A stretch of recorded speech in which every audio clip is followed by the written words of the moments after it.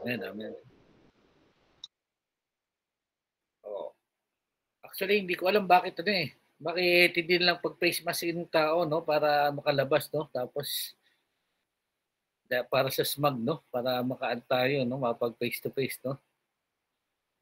Kasi alam naman natin, pag online, tutulog lang talaga kayo eh. Sasayang lang yung laway ko eh. Kaya ayoko talaga na itong online, no? Sir, baka tulog pa po si Duty kaya hindi po nakakapasok dito. Naiwan po yun ng first subject eh. Kaya ang si Duty, may isang absent na si Duty. No, actually, yung smog mabuti sa balat yun, no? Yung mga may sakit sa balat, magagaling doon. Kasi sulfur yun eh. Kaya yung mga may sakit sa balat sa inyo, lumabas, no? Para gumaling.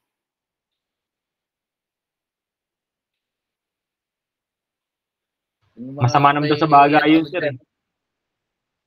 Sa baga lang, pero sa balat, okay yun. Hindi makakaano yun, no? Oh, as I have said last time, no, ang topic natin for today sana face-to-face is load calculation, no? It is my extreme desire na face-to-face ko ituro sa inyo to, no? Kasi maganda na matutunan nyo na attend. Kaya unfortunately, ito yung ano natin. So, we have to make do with, no? Anyway, next meeting natin, ngayon is somehow a teaser of our lesson, no? Next meeting natin, I will teach you, I will have a sample cooling load calculation, no? Sample cooling load calculation para matuto kayo, no, step by step kung paano ginagawa yun in professionally, no, in actuality, no? Kasi ayoko namang ituro sa inyo kung mahirap kasi ituro ng diretso kung paano ginagawa ng mga professional, no? Nang hindi nyo alam yung basic kung bakit tayo nag-arrive sa ganun, no? So, next meeting natin, tuturo ko sa inyo kung paano ginagawa ng in real, paano talaga sila nagko-compute. That of course, it is, no?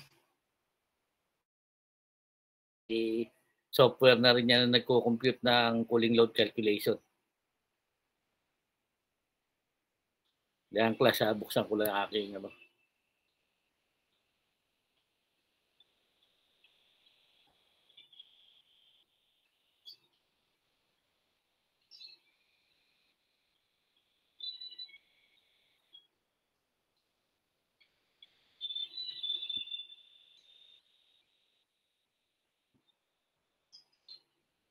O class, pag tinawag ko na wala dito, absent ha. Pag di nakasagot ka agad ha. O nakikita nyo na class? Yes po, sir. Class? Yes, sir. Nakita po. O. Ayan o. Our topic for today is, as I've said, cooling load calculation or estimation. No? Honestly, it is more proper to say estimation, no? Kasi hindi naman talaga natin mako-compute yan accurately, no? Kasi maraming variables. But one variable is pag nag-increase yung ambient temperature, no? Okay, for example, ngayon ang ambient temperature pag ngayon umaabot na ng 50, di ba? Nakarang summer, no? Yung table natin na gagamitin pag nag-compute tayo is somehow mababa pa yung ambient temperature niya, no? Na nilagay niya dito, kaya may correction tayong gagawin pag kinompute natin yan.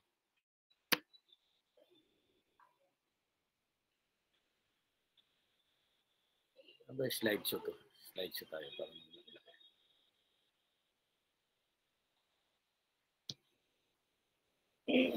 nakikita niyo na class? Yes po, sir. Class, naririnig yes. Ba ako? Okay, yes po, sir. Cooling load estimation. Okay, cooling load estimation, no? Ay, maganda ito lumipat yun. Of course, cooling load estimation is all about heat transfer, no? Or heat propagation, no? Ano yung principles ng heat transfer, no? Of course, heat is a form of energy Thereby, as per first law of thermodynamics, it also cannot be destroyed. No? Pwede mo lang siya i-transfer, pwede mo siyang palitan ng form, pero yung energy nandoon pa rin. No? And as per zero, ano ata to, no? Law ng thermodynamics, no?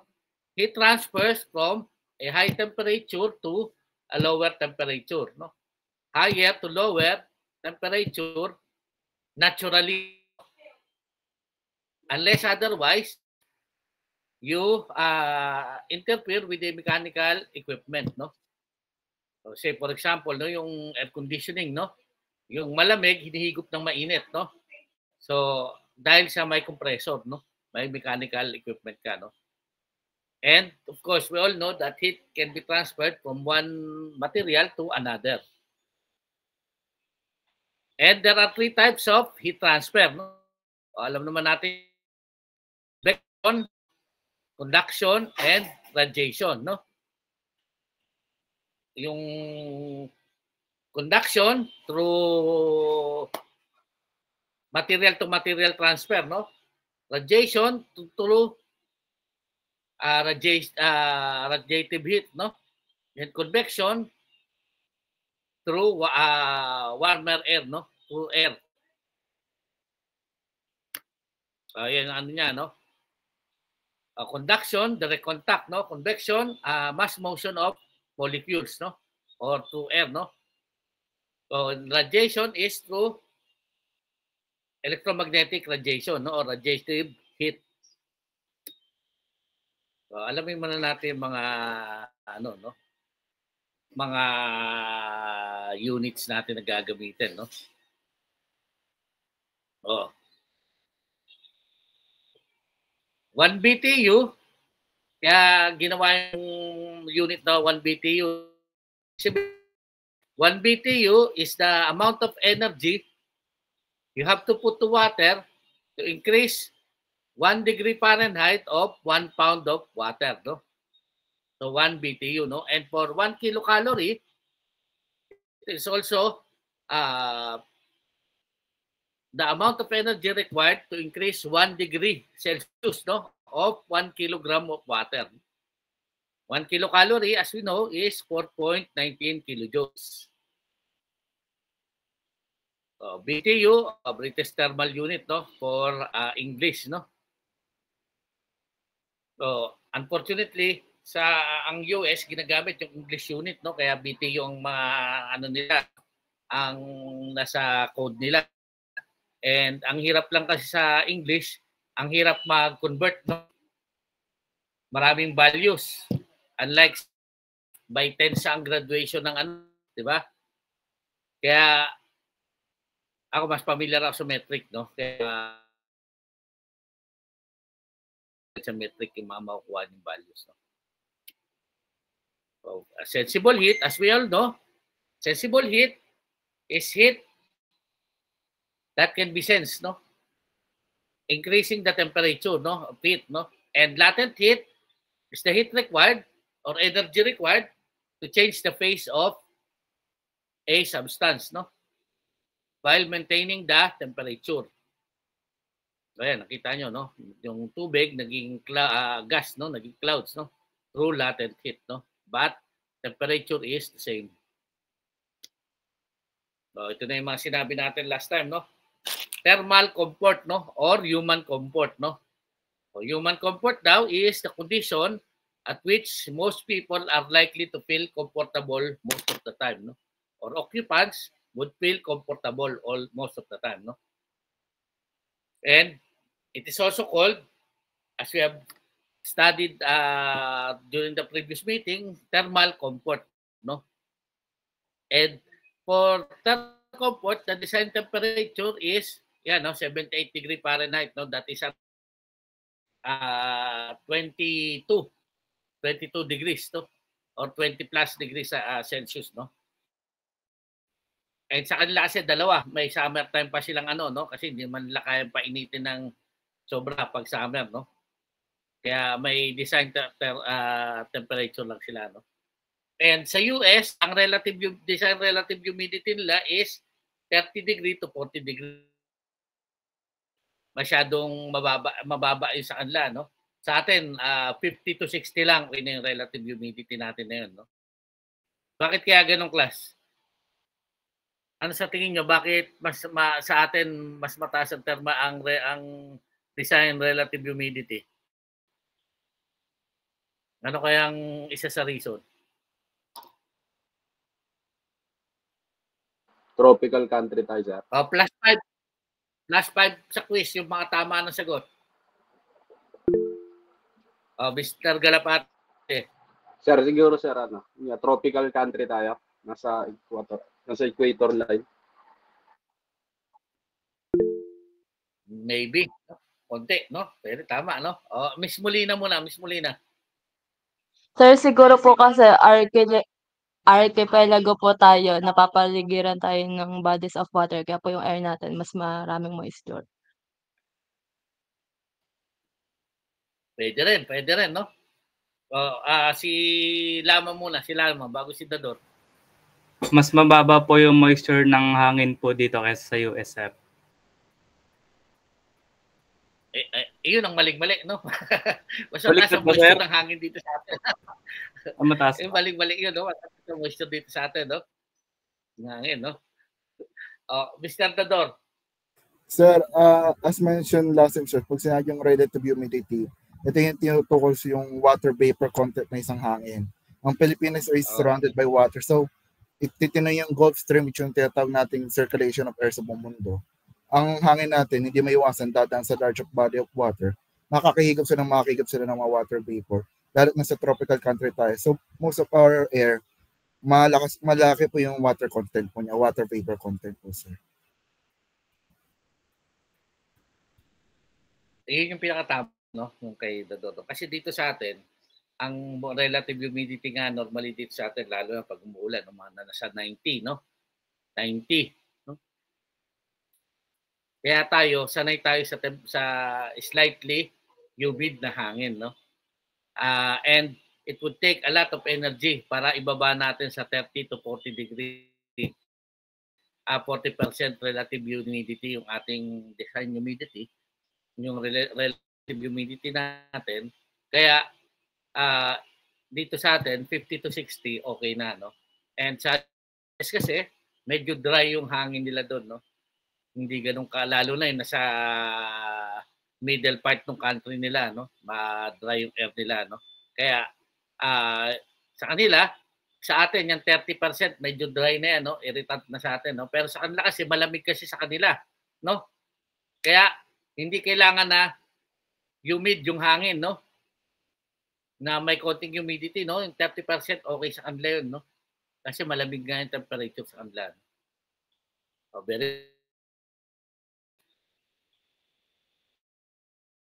Balik tayo, ha.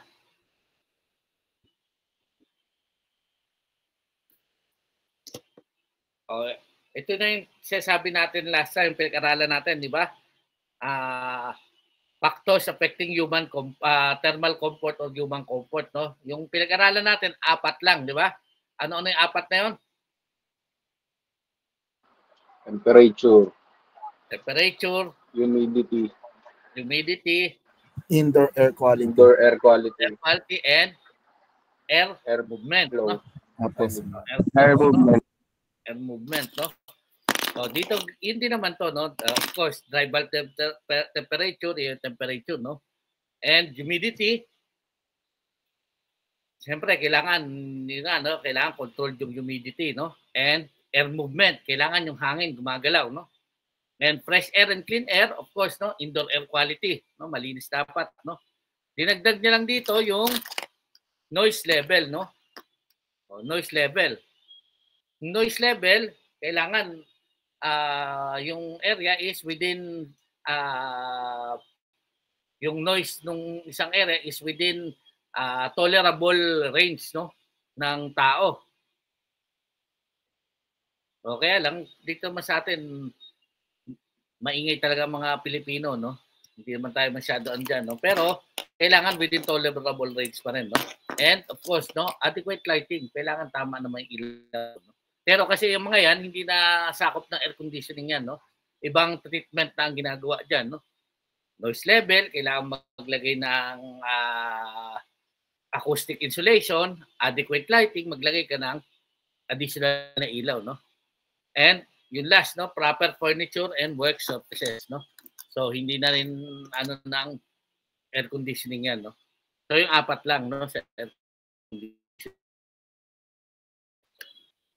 Oh.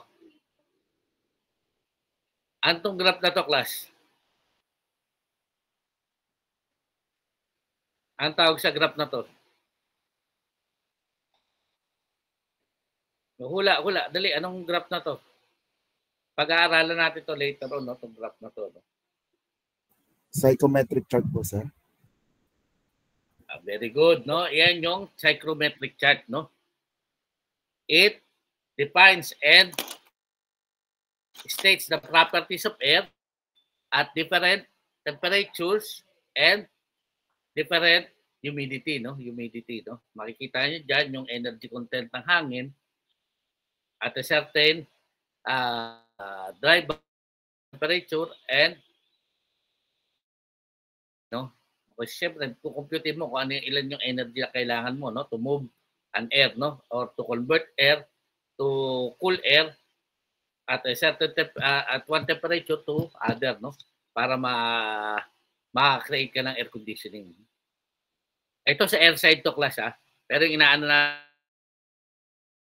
cooling load calculation based on structure. Ito, no? Pupunta tayo sa procedure ng cooling load estimation procedure, no? Ano-ano ba yung mga components ng heat, no? Na nag-aano sa cooling load, no? Of course, yung araw, no? Yung araw na kung saan protektahan tayo ng araw sa tayo protektahan ng araw. Ano nakaprotect sa araw? Of course, yung mga walls, no? Walls, glass, roof, no? So, merong heat load calculation na ginagamit dyan, no? Yung pinag-aralan natin na external heat load, no? And we have yung internal heat load, yung lights, people, and equipment, no? Nandyan lahat yun, no, class? Ito yung mga components ng cooling load na i-compute natin, no?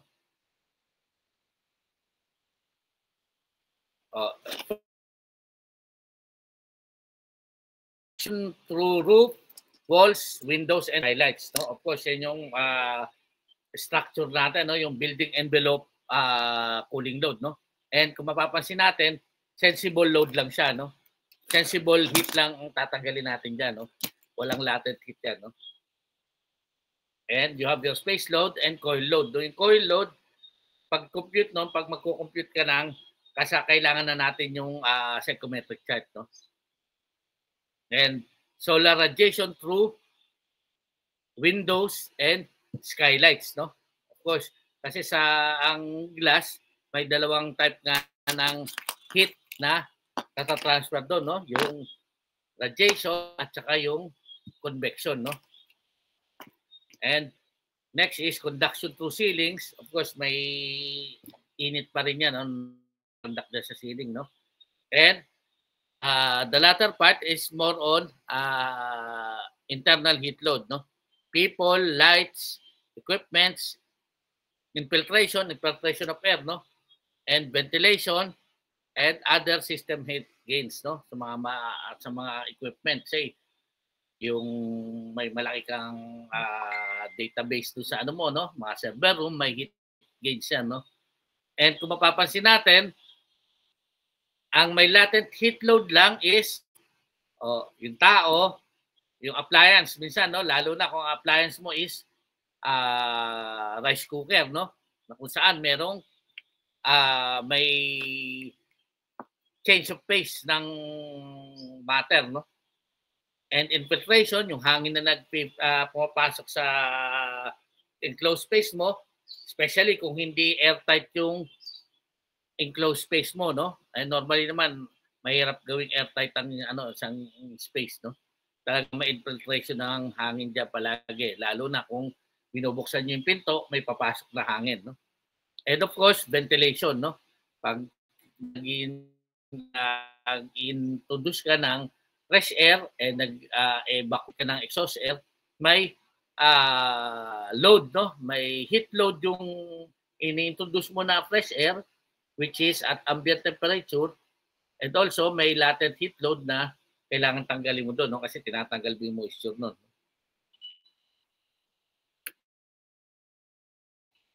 Ito class, no? As I've said, may effect yung position or location ng isang building kung paano tayo nag-compute ng heat load, no? Papansin natin dito sa graph, no? May east facing window ka, no? So east facing window, normally tuwing umaga, yung araw nakatapat diyan, no? So mataas yung heat load mo tuwing umaga diyan, no? Kaya pinakita lang yan diyan, class, no? And makikita natin yan, no, sa table ng sa table sa CLTD computation o CLTD, ang cooling load temperature difference. Sa CLTD, kasi may value doon, different ang value ng east at saka west and north and south, no? Different values ng CLTD yan. Dahil sa positioning, no? Sa profile ng inyong building. Ito, no? Makikita nyo, no? May north ka. Ito yung east mo, ito yung west, ito yung north. And pag nag-compute ka ng heat load per walls, no? North wall, south wall, east wall, and west wall, no? And you will summarize it. So total mo, normally pag malaki yung area, kino-compute mo yan, ginagawa mo, zone mo, no? Zonal yung pag-compute mo ng cooling load. Ito sa US galing, no, class, no? Dry bulb temperature and wet bulb temperature. So, heat conduction through surfaces, of course, sa mga walls natin, sa roof, may heat conduction tayo dyan, no? Na nag-a-add doon sa ating cooling load, no? Sa ating heat load, no? Na kailangang i-compute natin. So, makikita natin sa walls, no? And meron kang conduction sa roof. So, basic formula, alam natin to, class, no? Sa ating heat transfer, no? Q, hindi flow yung class, no? Heat yan, no? Q or total heat load is equal to U, which is the heat transfer coefficient, no?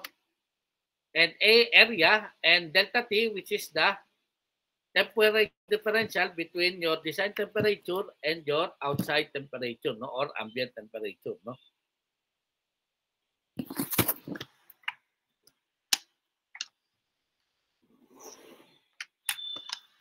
Kaya class, pinag-google sa akin.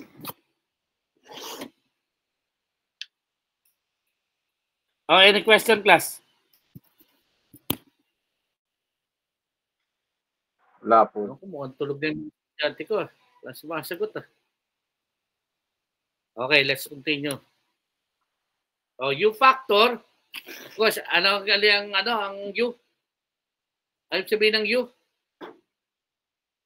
Overall heat. Overall heat transfer, sir. Overall heat coefficient. Coefficient, no? Overall heat coefficient, no? Of materials, no? Different materials have different overall heat coefficient, no? Or thermal coefficient factor, no? So, no? Say for example, no? Ito yung outside wall natin, no? Meron tayong concrete block, meron tayong aluminum cladding, no? And sa loob, meron ka pang insulation, no? May wood studs ka, may gypsum board, and another insulation, no? Para mas tumaas yung U factor mo, no? Para mas kumonti yung conduction heat na transfer ng walls mo, papasok, no? Para lumiit yung cooling load estimate.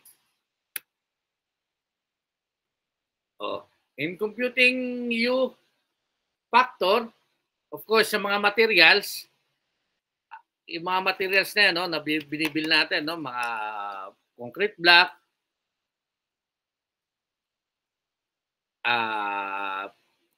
insulation material, ang binibigay is yung thermal resistance, no, or R, no, yung thermal resistance, no, the capability of the material to resist heat transfer, no, or thermal resistance, no, R.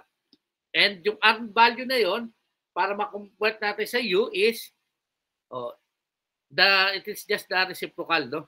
U is equal to 1 over R, no? Kasi pag nakikita nyo sa ano, yung puro R lang makikita nyo, no? Especially sa ASHRAE, no? R value makikita nyo, no? Pero pag nag-compute kayo, kailangan U ang gagamitin nyo, no? Of course, para ma-cancel nyo yung mga formula, no?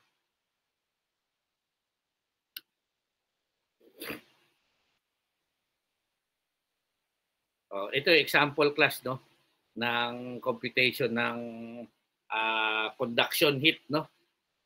For say this is the wall, you have your U factor 0.06.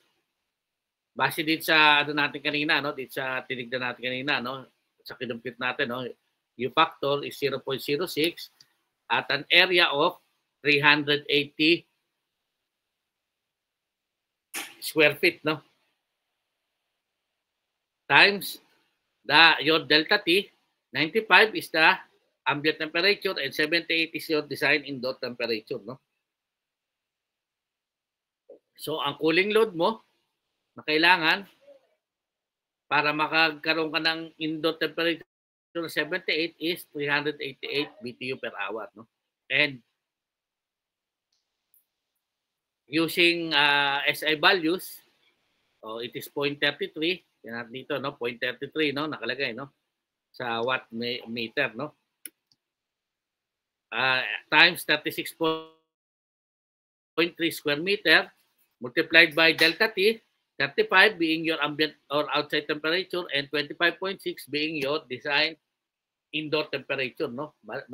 Medyo mataas, no, hindi na acceptable dito sa atin yan, no, and it is equal to 113 watts.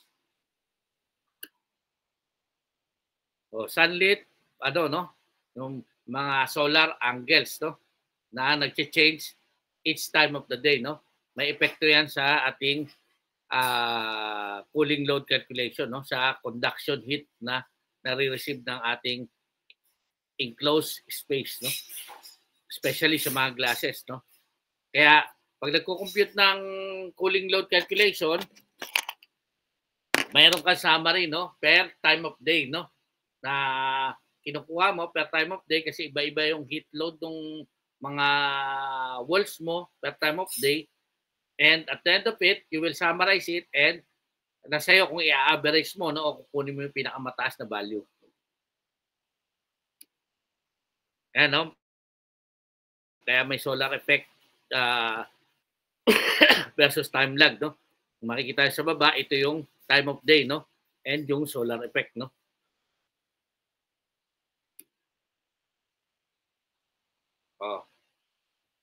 Production through sunlit spaces, surfaces, no? Dito nakita na natin si LTD na tinatawag, no? Si LTD, pares pa rin naman yung formula class, no? Huwag kayo maan sa formula, no? Q is equal to UA or AU delta T, no? Yung si LTD, yan yung delta T nyo, no? Si LTD, ang meaning niyan is cooling load temperature difference, no? So, delta T rin yan, no? Sabi dito, CLTD term used to account for the added heat transfer due to the sun shining on exterior walls, roof, and windows, and the capacity of the wall and the roof to store heat, no? CLTD, no? Kung makikita nyo, class, ito, kinuha to sa isa sa table sa ano, no? Sa ASHRAE, no? Kung makikita nyo, at certain hour of day, iba-iba yung CLTD factor niya, di ba? Kasi umiikot yung araw eh, di ba? Ito, alauna ng madaling araw, iba-iba yung ano niya, no? Iba-iba yung CLTD factor niya, no? So, pag nag-compute ka ng cooling load calculation mo, normally, ano bang, kung say office yan, no? Normally, ano ba ang time of use lang ng office? Diba, 8 hours, no? 8 to 5, no? So, kukuha ka ng 9 hours kasi may break time, no?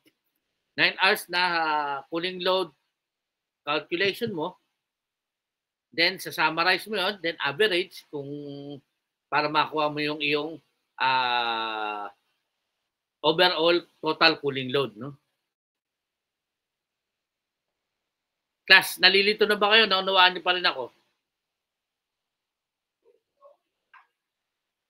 O wala na akong kausap? Naunahan pa rin. Naintindihan naman. Okay, very good. Very good kung naunawaan niyo ako, no? Ayan. Inano lang yung computation, no? Conduction through sunlit surfaces, yung Q ng wall at Q ng roof, no? Ito, no? Yung 22 and 12, no? Na CLTD ginamit niya, no? 22. Sa roof, 8 yung ginamit niya, no? Different, different table, no? Kasi of course, alam naman natin, no? Ang roof, normally, lalo na kung metal yan, yung mga GI na roof, no?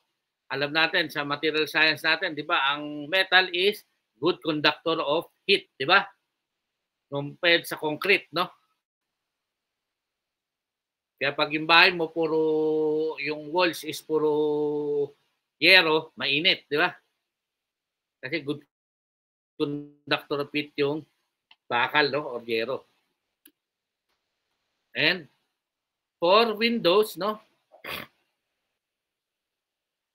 This is another table from ASHRAE Fundamentals, no? You have here different types of windows, no? You have your single glazing, your double glazing, or triple glazing, no? Ibig sabihin, tatlong patong ng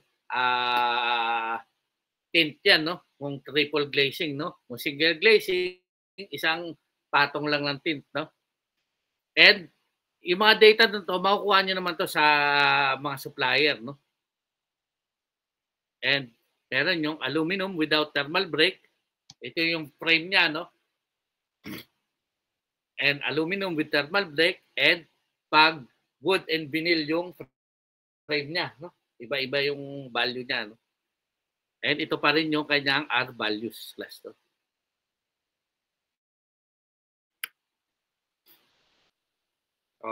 For conductive heat ng windows, sabi natin, di ba, sa mga glass, may dalawang type ng heat tayo na no? Conductive at saka radiative heat, no? Sa conductive heat, same formula, no? Q is equal to UA, CLTD or delta T.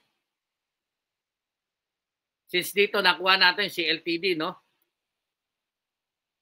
Ay, yung U pala, yung U, no? Yung CLTD, kanina natin U. 63, no? Yan, 63 yung U na, no? Times 160 yung area. Yung CLTD na kinuha natin kanina is 13 sa base sa table is equal to 1,310 BTU per hour, no? Converting it to watt is 359 watts. We have another equation for glass heat load is yung solar radiation, no, through glass, no? Of course, yung glass pumapasok yung solar energy diyan, no, nagta-transmit, no? Nagra-radiate, no? Kaya may heat load diyan, mas malakas ang heat load ng glass, no? Kaya yung mga building, no, na glass curtain, no, na puro glass ang nila, malaki yung radiative heat load doon, no? Compared sa yung cooling load, no, mas malaki compared sa building na concrete yung walls niya, no? Kaya lang mas maganda tignan pag glass. So, ito yung formula naman, no, for radiative heat load ng glass. It is Q is equal to area times SC, which is the shading coefficient, and times SCL, or the solar cooling load factor, no? Yung ibang table nito sa ASHRAE, yung mga lumang version, no? Hindi SCL ang nakalagay, no? SHGH ang nakalagay, no? Yung solar heat gain factor. Pero same lang naman yun ang meaning, no? Solar cooling load factor or solar heat gain factor, no? And you have your shading coefficient. Ang minsan ang nakalagay nila doon is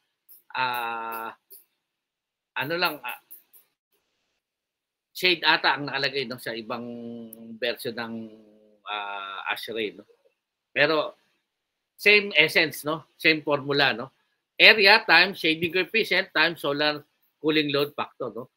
Yung shading coefficient nyo, dumataas yan kung depende sa shade na nilalagay nyo, no? Say for example, yung clear glass, mababa yung shading coefficient nun, no? And yung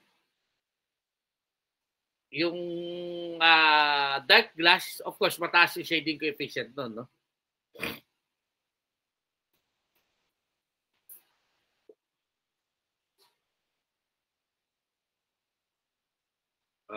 Yung solar cooling load factor, no, sa glass has some other factors, no, or situations, no, wherein kailangan natin i-consider, no. Kaya nga sabi ko mahalaga yung angle ng ating building, no, when it comes to sunlight and sunset, no. Kaya dito, unang-una is yung direction, no, na kung saan nakaharap yung window natin, no. Kung ang window natin nakalagay sa sa east wall and west wall, of course, malaki yung solar cooling load factor mo, no. Kasi talagang tatamaan siya ng araw, no. Pero pag ang windows mo nakalagay sa east o ay sa north or south, medyo mas mababa yung solar cooling load factor, no. It has something to do sa mga design ng building, no? Pag nagdi-design ng arkitekto, normally yung building, yung glass nila, iniiwas nila doon dapat, no? And next is time of day, no? Of course, alam naman natin, no, iba-iba yung degree ng solar radiation, no, per time of day, no? Pag umaga, alas 6, hindi pa ganun kainit, no? Until such time na pataas ng araw,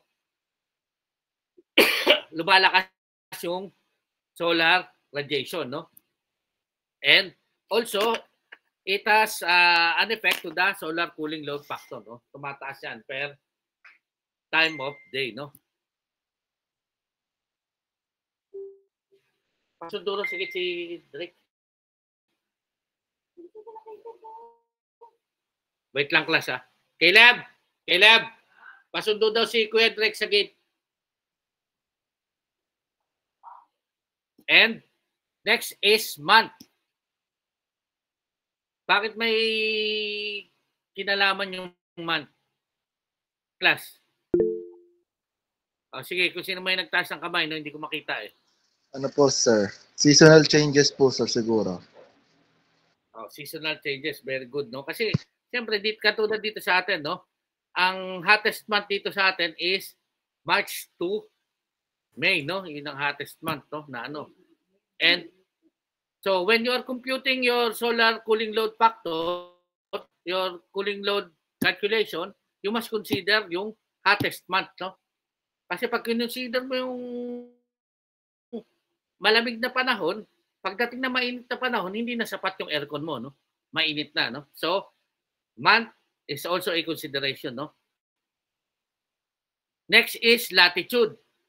Latitude. Ano ba yung latitude?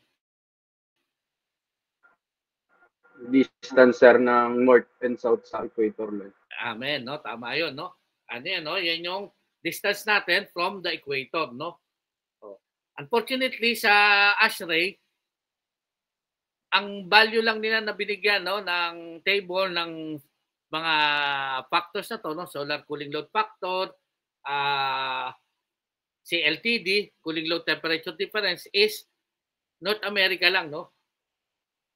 Wala yung class effect. Ano yung tubig?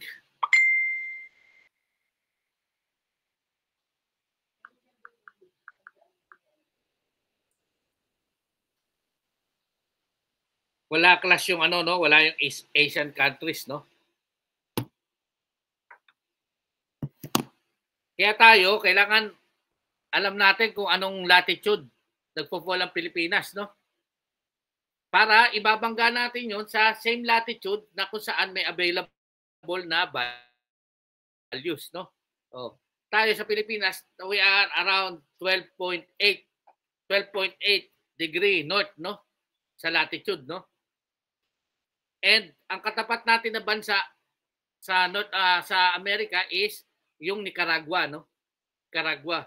Kaya pag kumuha tayo sa ASHRAE, kukunin natin yung value na tumapat sa Nicaragua, no? Kasi North Americas lang inano niya, ginawa niya ng table nito, no? So kukunin natin yung same latitude natin, no? Kasi ibig sabihin, pag tumama yung araw, parehas yung degree ng init sa atin, no? Yung angle ng pagtama sa atin ng araw, no? Nakukuha niyo ba, class, o nalilito kayo? Nakukuha naman po, sir. O ba't nandito si Duty? Di ba absent na to? Sir, kanina pa po ako nandito. Rizalde, di ba sabi mo tulog to kanina? Sir, naglalaro yan eh. Oo nga, sabi nga, naglalaro eh. Kaya sabi ko, okay lang, pagbigyan maglaro. Nakikinig ako ah. Next factor is yung construction of interior partition walls, no? Of course, pag insulated yung mga walls mo, mas mababa yung solar cooling load factor, no? Na magagamit mo, no? Pag kasi ang ano mo is yung ano, yero, siyempre mas mataas yung solar cooling load factor mo, no? And next is yung floor covering, no? Pati yung floor kasi may init din na inaano yung floor, no? Especially pag mga high-rise building, no? And kukumpute mo lang yung cooling load ng isang floor, no? Meron ding effect yung flooring, no? Kung ang flooring mo is concrete, kung ang flooring mo is may steel matting, no? Ayun, mas mataas yung ano na, no, yung insulating power niya, no? And next is last is yung internal shading devices. Ano ba yung mga internal shading devices, class? Cortina, sir. Mga equipment. Cortina, no? Yung mga blinds, no? Internal shading devices yan. Cortina, blinds, sticker, di ba? Yung iba naglalagay ng sticker, di ba? Para magkaroon ng shading device, no? Para mas liit yung maging solar cooling load factor mo, no? So, sabi, no? SCL, sabi ba, no? A factor used to estimate the rate at which solar heat energy radiates directly into the space, no? So, radiative heat, no? Heat subsurfaces and furnaces and is later released to the space as sensible heat gain, no?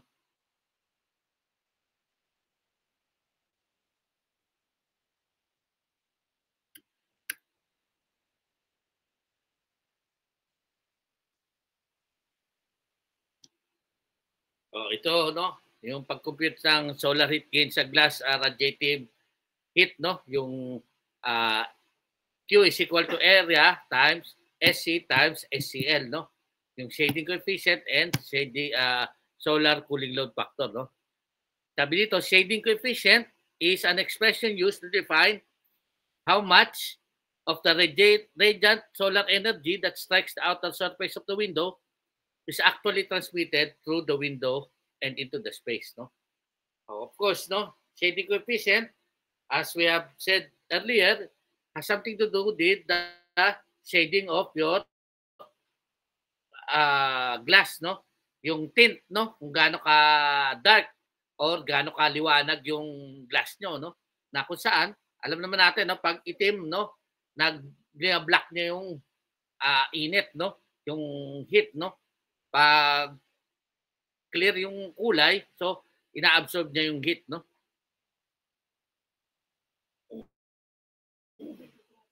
Then, and iba to dun sa internal shading na sinasabi natin. It has something to do with the inherent shading coefficient of the glass, no? Kung ilang tint yung nakalagay doon sa glass natin. No?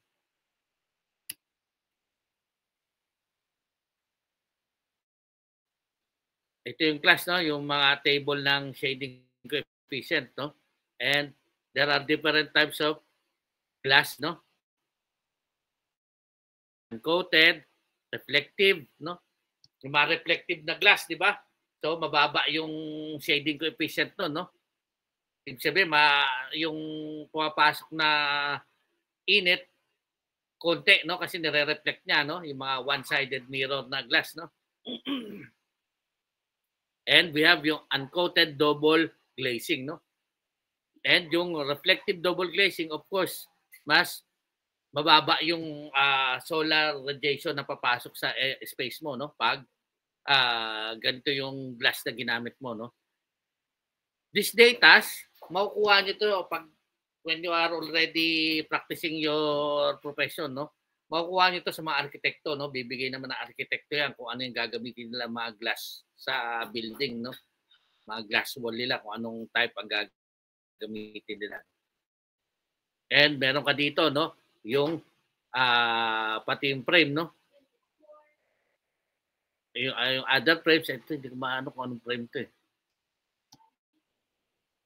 And pag yung glass mo operable, ibig sabihin nabubuksan, and pag fix, no? Pag operable, mas mababa yung ano niya, no? Pero pag fix, of course, mas maano siya, no? Mas mataas yung heat na nararadiate sa kanya. Ito yung class, no? Solar radiation through windows, no? Kita natin may lumalagpas, no? May hindi niya nabablock lahat ng radiation ng araw, no? Pumapasok yung iba, no? Yung iba lang ang na-reject niya, no? And ito yun, no? Area times SC, shading coefficient times solar cooling load factor, no?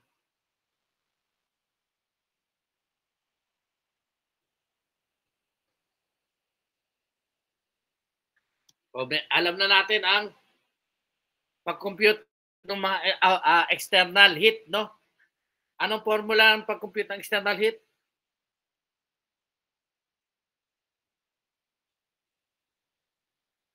O ano-ano muna ang mga factors na nakaka-affect sa ating external heat calculation? Sa ating external heat load? Shading coefficient, sir. Shading coefficient, no? Pero ano-ano yung mga kinocompute natin doon na, of course, no? Sabihin ko na, no? Kukompute namin yan yung heat load through walls, no? Through roof, through ceilings, and floors, no? And solar heat gain coming from windows, no? Or glass, no? Sa glass, may dalawang formula, yung conduction heat and radiative heat, no? O, ang formula ng conductive heat, ano lang, no? Q is equal to UA delta T or CLTD, no? Ganon din sa glass, no? Kaya lang ang glass may radiative heat na kung saan ang formula is area times shading coefficient times shading coefficient factor, no? Malinaw ba yung class? Yes po, sir. O, class. Now, we will go to internal heat load, no? Ano ba yung mga internal heat load, no? Or internal heat gains, no? As we all know, and as we have discussed earlier, no? Internal heat gains come from people, equipment, lights, appliances, or infiltration of air, no? O, saan ba nanggagaling yung heat na gine-generate ng tao, no? Of course, from our metabolism, no? Kasi may ano no, may yung dugo natin umiikot, no? May movement tayo, no? Kaya tayo nagre-release din tayo ng heat, no? And sabi dito, 60% heat is transferred by convection, no? And radiation to the surrounding environment, no? So 60% ng heat na pinoproduce natin, na-transfer natin sa environment, no? And 40% lang pala yung nare-release through perspiration, no? Kaya class, ha? Tumatawag sa Rudy. Sa Robot, ha? Sir. Hello, sir. Good evening po. Good evening, sir. Good evening po. Nagkausap na kayo ni Sir Rudy? Yes, sir. Nagkausap kami. Sabi niya sa akin pa rin daw. Pero hindi tinanggal sa yung electric one? Hindi, sir. Hindi niya tinanggal eh. Sige, sir. Sige. Yung nga, hindi ko na maano eh. Sabi ko para sana balance kami nila, sir.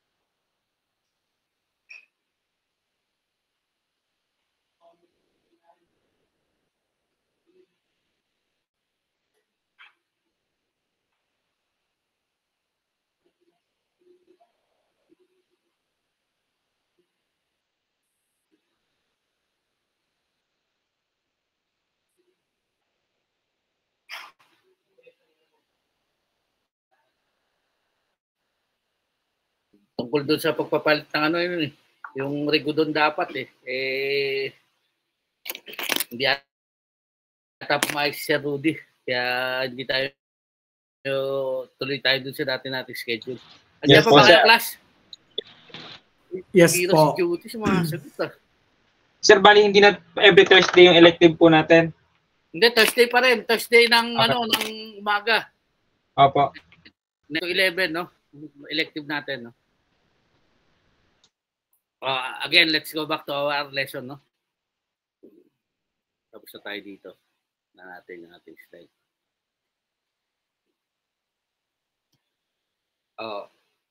Ito class, no, may chart naman ng sensible heat gain and latent heat gain ng tao, no? Depending on the activity that an area requires people to do, no? Say, office work.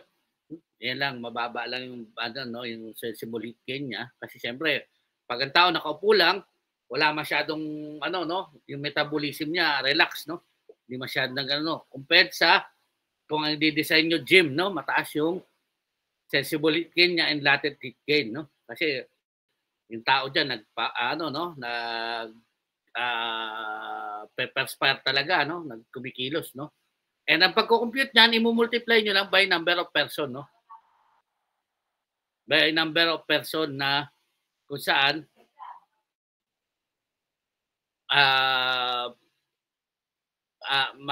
mag-occupy dun sa space, no?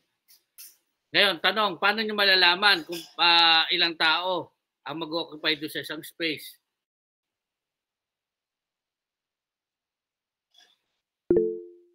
Yes, Mr. Prudencio. Sa upuan po, sir. Very good. Sa upuan. Tama yan. Kung office, no?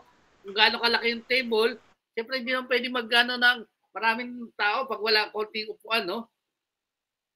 Pag office ang ano yun, kung depende sa upuan, no? Kaya lang ang problema pag pag office na bare lang yung pinag-design sa inyo, no? Ashray gave a rule of thumb, no, with regards to population density in an enclosed space, no. Sabi ng Ashray, ang rule of thumb is 8 to 10 square meter per person, no. Dapat ang tao makakilos siya ng meron siyang personal space na 8 to 10 square meter, no, na para sa kanya lang, no. Yun ang pag hindi binigay yung tao, kung ilang tao yung mag-aano doon or walang upuan, yun ang gamitin yung class, no.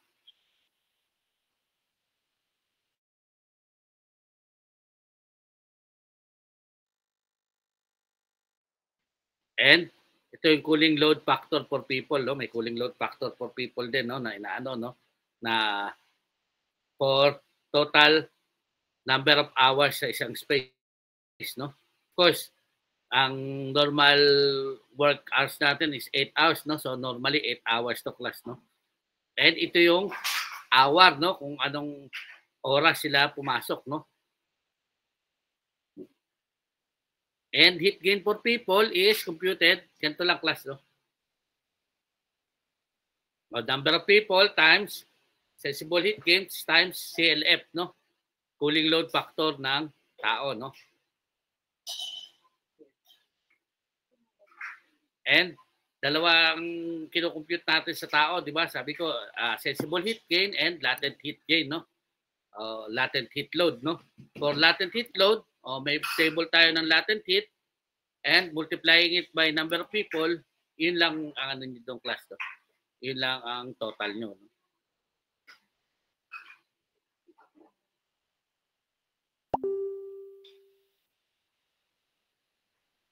Tapos na tayo sa internal heat load ng tao, no? Sunod is lighting, no? Lighting, paano kino-compute yung heat load ng lighting, no? Sa lighting, merong wattage yung ano natin, di ba? Yung light natin, di ba?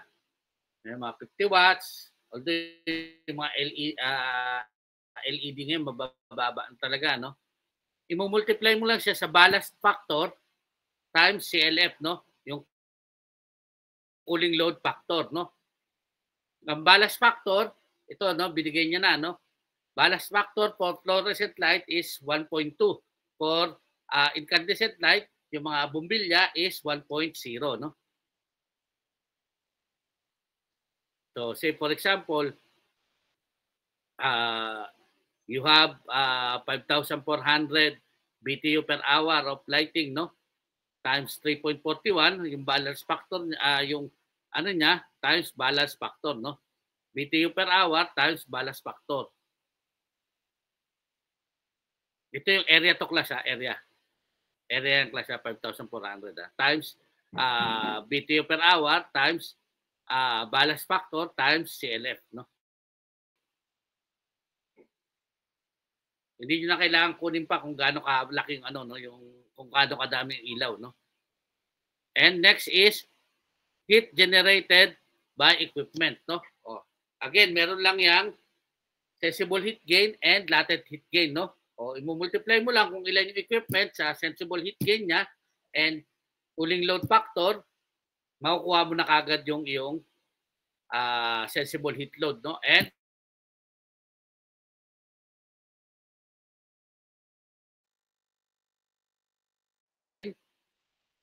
i-multiply mo rin lang yan sa number of equipment times latent heat gain, pero wala nang CLF, no? Of course, yung printer, wala namang moisture yan, di ba? And typewriter, kaya sensible heat gain lang yan, no? Naunawaan nyo, class? Yes, sir. Hira yan, no? Agad sumagot, oh. Oh. Next is infiltration, no? Oh, infiltration, of course, yung infiltration ng air, no? Outside air, papasok sa mga sa enclosed space natin, no? And infiltration is through windows, cracks in walls, or through doors, no? Pag binubuksan natin, no? Especially, ang door naman natin, hindi airtight, no? Palaging may gap yan, no? Kaya may infiltration ng hangin, no? And may different approach sa pag-estimate ng infiltration, no? O, yan, no? Tatlong method. Number one is air change method. Next is yung crack method, kung may crack yung building nyo, and effective leakage method, no? And computation of infiltration through airflow.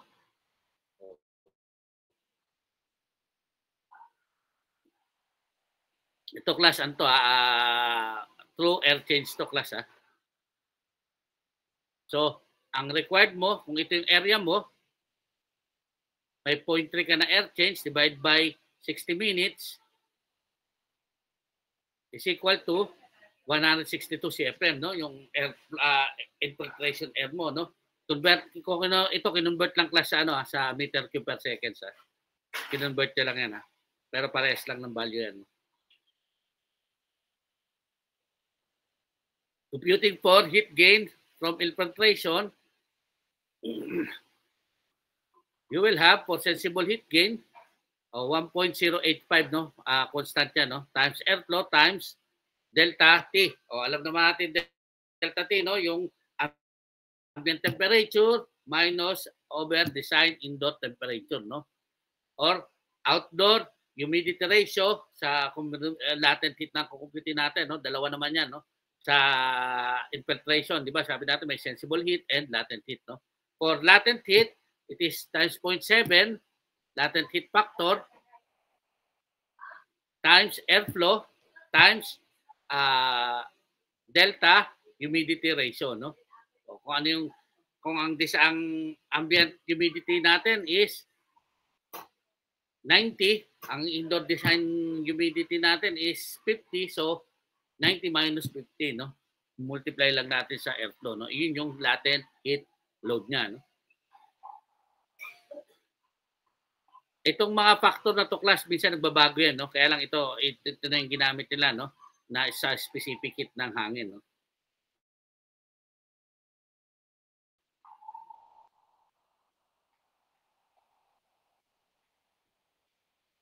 Ito lang class, kinompute nyo na, no? Heat gain through infiltration ito yung area times, hindi, ito yung ano, yung factor natin, no? Times yung airflow times delta T. And sa latent heat, ito yung ating constant, yung latent heat factor natin times airflow times the delta humidity ratio, no? So, yan lang class, no? Kinonvert lang sa metric. And you will have your summary, no? Isa-summary mo na lahat, no? Total mo na lahat kung ilan yung iyong heat load, no? So, meron kang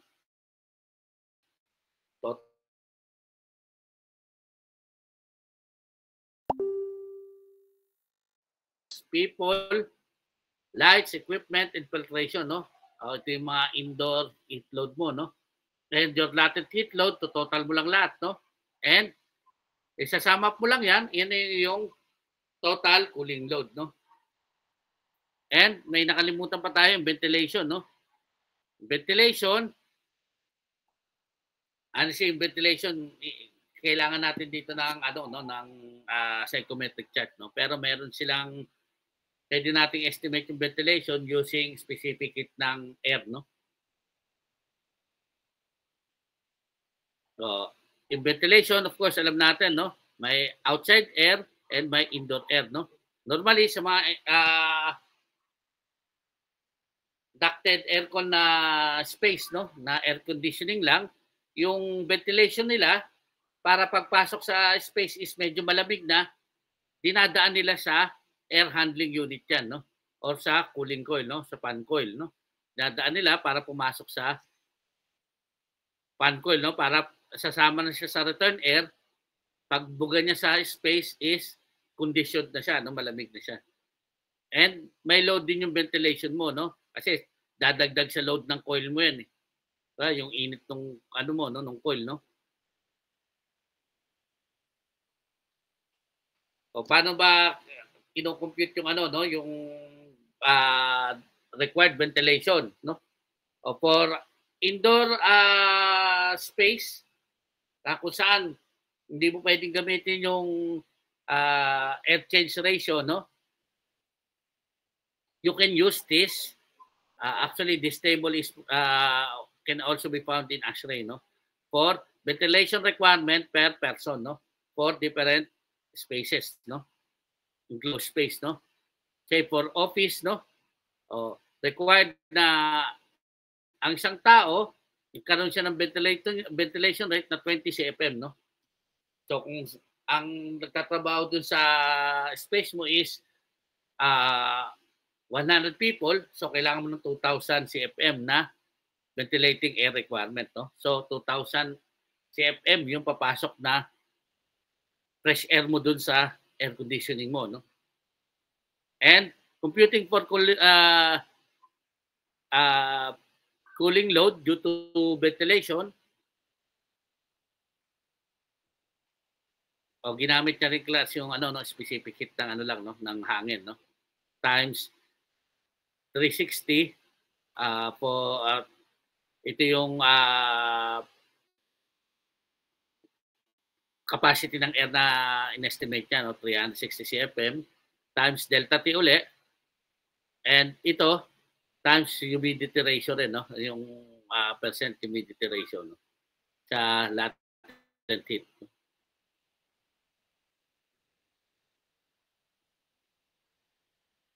Class, nakukuha nyo ba o nalilito pa kayo? Nakakasunod na mga class? Nakakasunod, yes, sir. Okay. Yes po, sir. Kasi hindi ko i-set tong PowerPoint presentation na to, no? Gusto ko magsulat kayo, no? So, nawain nyo na ano. So, and other system heat gains, no? Of course, yung ating air conditioning, may motor yon, di ba? May compressor yon, no? So, yung motor and compressor also has, nag-i-emit din ng heat yun, no? May heat na pinoproduce din yun, no? And yun yung mga heat gains, no, sa ating system, no? yung fan motor ng ating air handling, and yung kung DX yan yung compressor, no? And ito yung ano, no? Component, no? Yung fan natin, may motor yan, no? Ito yung dalawang configuration ng ating aircon, no? Yung tinatawag na blow-through, wherein yung coil mo ang nasa unahan, no? Malapit sa discharge mo, no? And you have your fan here, no? Yung fan mo nandirito, no? Nasa likod, no? O typical example nito, class, yung mga split type nating aircon, no? Mga split type na aircon, ganito yung ano niya, no? Yung katulad ng ano natin, no? Yung mga wall mounted na nakalagay diyan, no? Ganyan yung ano niya, no? And yung draw through configuration, typical example nito yung mga window type aircon natin, no?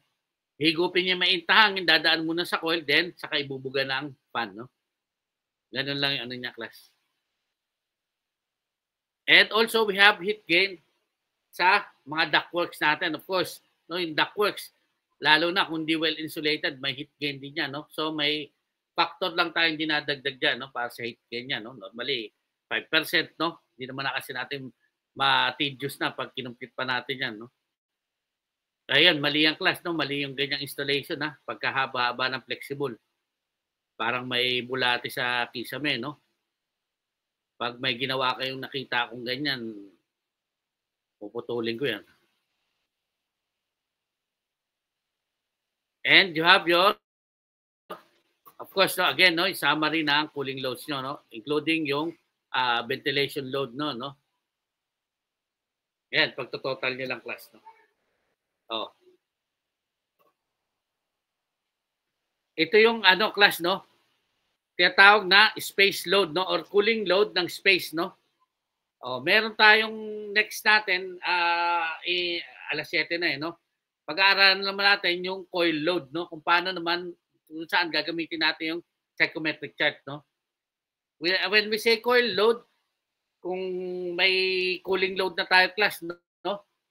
Gaano kalaki yung capacity ng hangin na kailangan nating kinakailangan natin para ma-supply yung ganong kalamig na cooling load, no?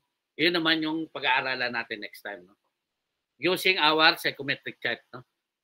Hindi ko na itutuloy at anong oras na.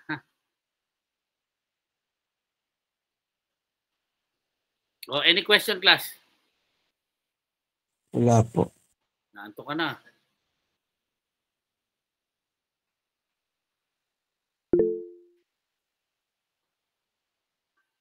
Yes. Sino taas ng kamay? Jello. Ako po, sir. Sir, yung nauna pong graph, yung summary of cooling loads, medyo magulo po yung data. Oo nga. Parang may mga data nagpatong. Magulo lang yung data niya. Nagpatong lang, pangit lang pagkakaano ko ng ano, no? Pero ano lang yun, depende naman sa computation niyo kung paano yung compute class. Okay po, sir. Data lang naman yun, number lang yun. Pero ang mahalaga is yung principle, no? Natutunan natin. Any question, class? Wala naman na po, sir. Sige, tayo ha. Tuloy-tuloy muna tayo sa lecture ha. Tapos, sunod-sunod din ang ating exam. Okay ba yung class? Yes po, sir. Apo, sir. Ayos talaga. Ready si duty. Parang kaya Siyempre, pumasa. sir. Nantalang kanina, tulog. Dahil sir, inutusan po ako magluto. Nagluto? Naniniwala ka doon, Rizaldi? Nagluto? Luto po ako siyamay. Di, sir. Di marunong nga eh. Masa po ko ulo mo eh. Siomay na lang niluto, nasunog pa. Sir, nawala ng gas. So, may naging kiniling. Wala ng gas. Nagkano ka? Nagluto ka sa kahoy. Hindi, sir. Pinunta ko sa tita ko. Ayos ka talaga duty. Sige, Fabiona. Absent talaga, no? Hindi nagpakita, no? Hindi at si Fabiona, babagsak talaga ito eh. Itong number wala natin dito. Isa sa number 1 candidate natin. Sunod na candidate. Hayaan ko na si Rizalde mamili. Sir, edi kayo pa rin ang ano namin, controls. Oo, ganun pa rin. Bukas pa rin controls natin. Sige, sir. Wala Sir, wala na kami pasok bukas sa, ano yan, elective. Controls lang tayo bukas. Oo, wala tayong pasok sa elective kasi, ano ko yun eh. Thursday na lang, sir. Thursday tayo, Thursday morning. Sige, sir. Okay. Any other question? Wala nang question? Wala na po, sir. Okay. God bless all of you and good night, everyone. No? See you again. Hopefully tomorrow, face-to-face. Thank you po, sir. Sir, anong oras po bukas? Thank you po, sir. Thank you po, sir. Alas 2, di ba? Alas 2 tayo. Thank you po, sir. Thank you po. Hindi ba alam ni Duty kung ano oras tayo bukas?